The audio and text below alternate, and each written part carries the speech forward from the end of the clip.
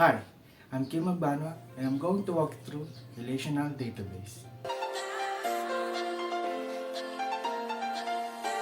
Database, as we all know, is an organized collection of information or data.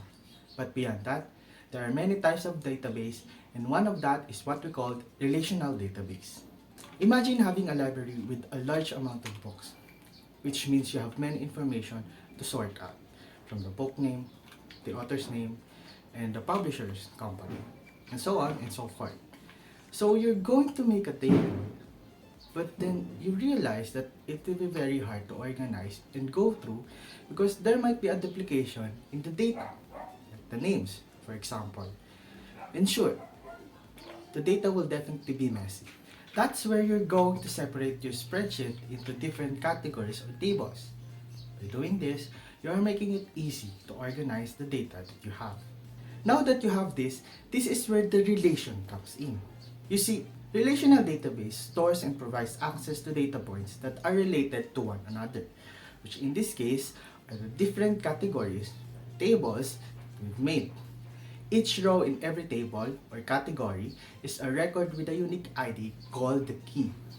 If we go back to our example, we are going to give a unique ID to the author's and book's name and the publication company as well. The IDs that we give are called the primary keys since they contain the record in each of their corresponding tables respectively. Now that we have these tables, it's now time to connect them to one another or to create the relation by creating another table which sorts the books into their category in the library. In this new table, we are now going to use a foreign key since they only serve as references of the primary keys from the tables we created earlier.